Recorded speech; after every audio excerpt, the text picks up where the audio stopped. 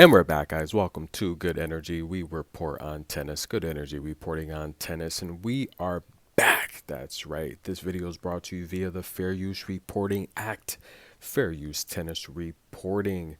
We're back, guys. We have Carlos Alcaraz taking on Casper Ruud. And listen, Carlos Alcaraz has dominated this matchup. 3-love. Just listen, and I've said it time and time again. Carlos Alcaraz is the future of the sport. I mean, listen, he's beat Rafa, Novak. He's already won a slam. He does amazing at ATP Master events.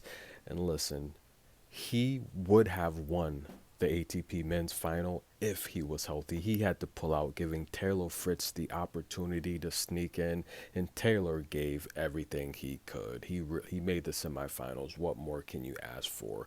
However, this is a matchup here where Carlos, look, I covered the injury live when it happened, and thanks you guys, all of you subscribers, followers, thank you for supporting the channel all year. And yes, I do WTA primarily, but of course I love tennis, so you know I love the ATP as well. In my personal opinion, I've said it time and time again, going back the last 15 years, I think Novak is the best men's tennis player in history. And then I would rank Roger Federer, and then I would rank Rafa Nadal. But the reality here is Carlos Alcaraz is the future.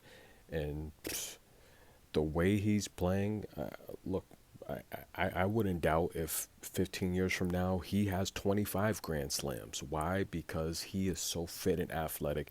You saw what he did at the U.S. Open, literally setting the record for most hours on court. His matches going to nearly 3 a.m. in the morning, getting literally 6 hours of sleep, having to wake up and do it all over again. Now, listen, guys, when you're an athlete, rest and recovery is the most important thing you can do. Carlos Alcaraz literally said all he's been doing after matches is going straight to his hotel room, of course, handling his press obligations. Once he gets to the hotel room, just sleep, eating nutrients, recovering.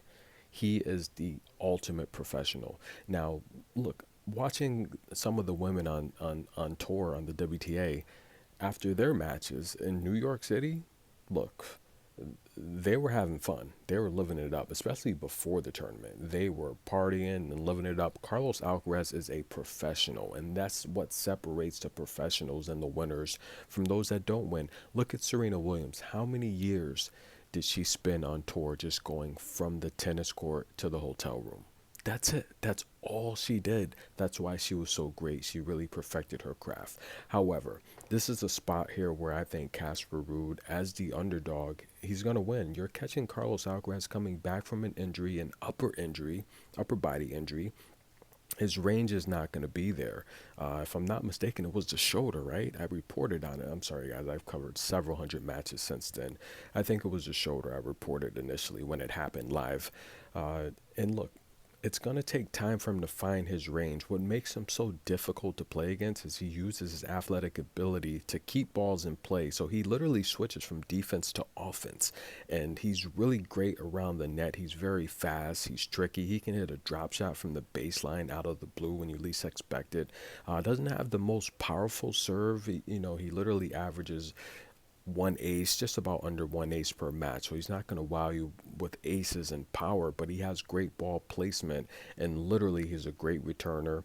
I think his forehand is underrated. However, with these two opponents going head to head, I'm actually surprised Casper hasn't been able to steal one yet. This is a great opportunity. You're literally catching Carlos Alcaraz as a favorite when he should not be a favorite. I know the Saudi princes are just salivating at the mouth. Listen, Saudis, listen, princes, can you just invite good energy over? I would love to cover some of these matches. Look, I can give you guys free predictions. I'm joking. But listen, I have to get to Abu Dhabi. Such a beautiful place. Unbelievable. This is a great place to have a tournament, a tennis match. As Floyd Mayweather, it's a great place to have a boxing exhibition. However, Casper Ruud, I think he's got one of the most underrated forehands. I think he's a good baseliner. And listen, I covered his match at the ATP finals, and a lot of the opponents he was facing, literally Taylor Fritz, they like to play straight down the middle, so it was very easy for him to make it to the finals. Now, facing someone like Novak, who literally has the strength advantage, he's a better server, better backhand, better forehand, better IQ, more experience. He really frustrated Casper, and Casper had no answer. It was a blowout. I gave you the lock for that match to go under 1 hour and 90 minutes. That was an underdog lock, and of course I told you to take Novak to win that match on the money line. That was a very, very easy lock.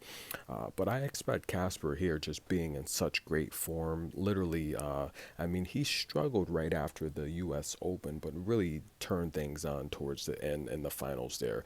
And I think this is a match here, just being in top-notch form, playing the best in the world at the ATP Men's Final.